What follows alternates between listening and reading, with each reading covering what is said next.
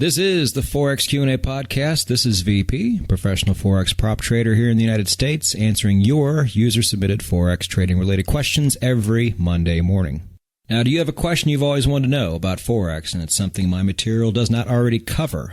If that's the case, go to nononsenseforex.com/askvp, fill out the form, and I will get back to you typically within 48 hours.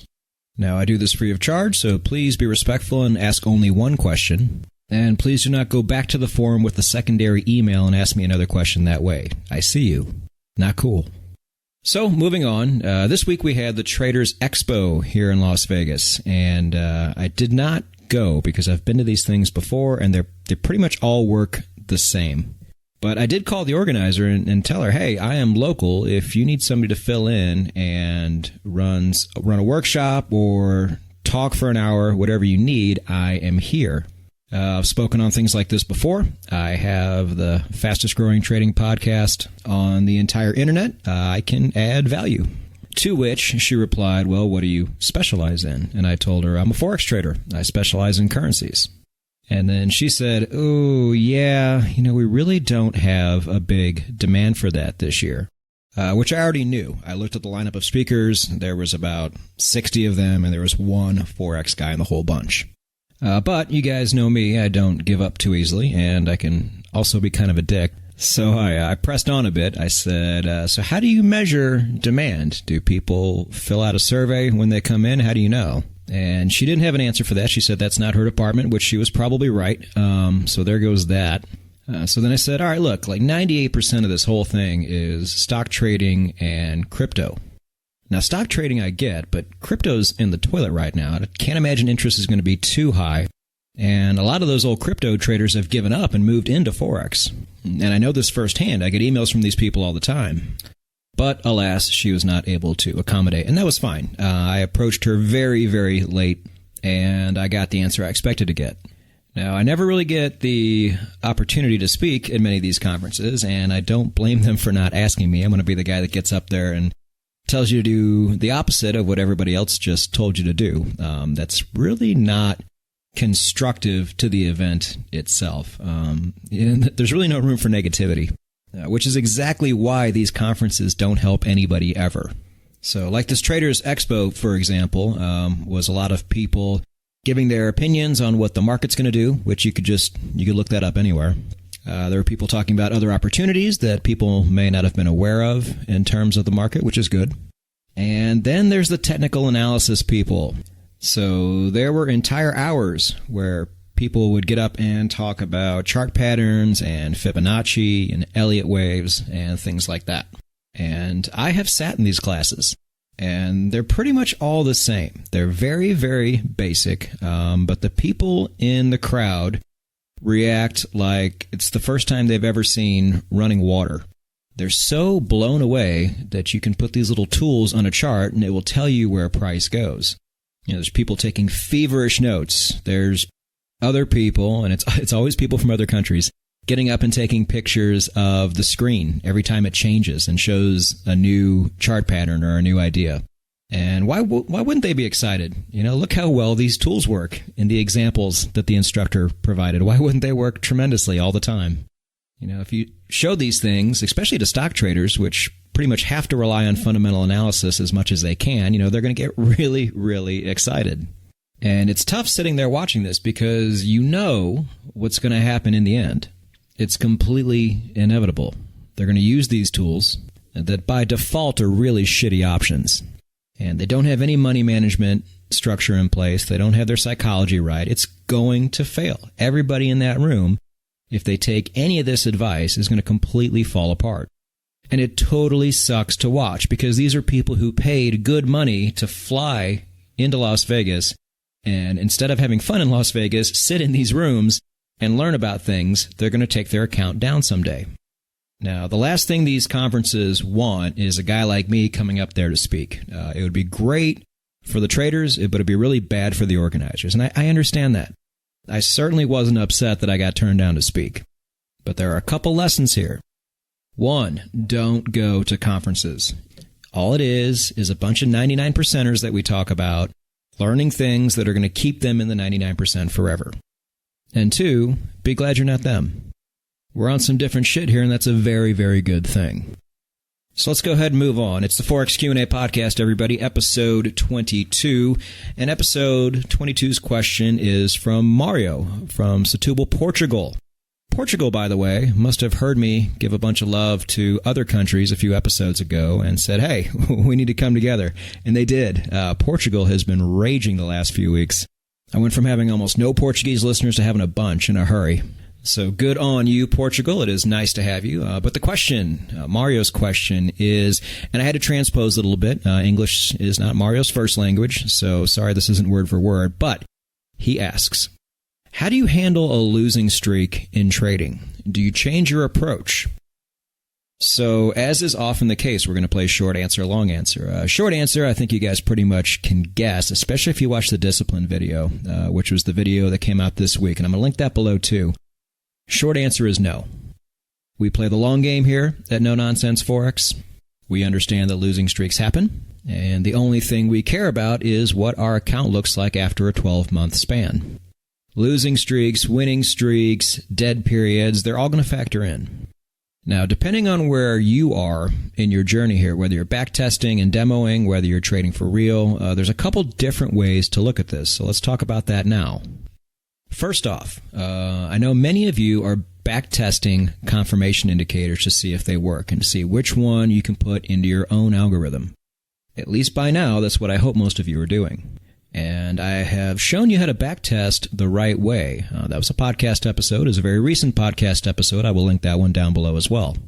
Actually, on that one, you should go to the blog. The blog is killer on that episode. It's really, really comprehensive. It lays out every last little thing you need to do. And that's probably the better option of the two. So anyway, when you are testing these indicators out, you're going to run into times, and it never fails, to where this thing is going to lose 3-4 times in a row.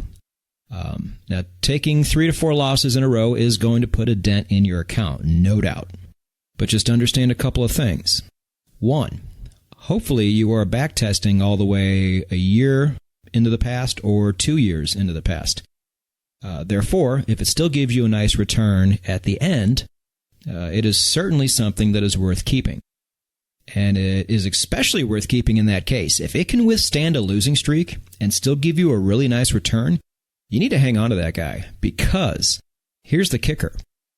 Over time, we are going to be adding indicators to our algorithm that are going to be cutting down on those losses. If you do this right, traders, that indicator that just gave you 4 losses in a row is probably going to end up only giving you 1 or 2. And that is gigantic. Do you guys remember my elimination video? The one I did a long time ago, all the way back in January 2018? I'll link that one down below too. That was key because it shows you that eliminating losses is every bit as important to your bottom line as adding on wins. And I prove it on that video. If you can do things that cut down losing trades, that's a really, really big deal. And the whole reason why we don't just ride one indicator and trade with it is for that reason. Because there will be other indicators in your system that are going to be kind of a checks and balances system that, if done right, is going to make it so that confirmation indicator gives you a lot more wins than it does losses. And we do that by cutting the number of those losses down. And I want you to do the same once you start forward testing these indicators, once you start trading these on a demo account in real time. If you're doing that and you run into a string of losses, you need to ask yourself 2 things. 1, did this indicator run into a bunch of losing streaks in the past as well? Is it prone to losing streaks? Because that's something you're going to have to contend with. If the answer is no, and you're just hitting a bit of hard luck right now, well, then you're going to be fine. That's no reason to stop using it. But again, you owe it to yourself to stay the course and make sure this thing really does work out for you over time. Because I've said it before, traders, once you get a good one, you have it forever until you find one that's even better, and then you can replace it. But these things are so valuable that putting this work in ahead of time is worth it 200 times over. But in this process, don't let losing streaks discourage you. Losing streaks happen. They're a part of Forex. That discipline video is really great in helping you to cope with them and to not make dumb decisions during that time. And like I said before too, you're going to be adding indicators to this system that are going to end up cutting down the amount of losses that losing streak's going to have in it.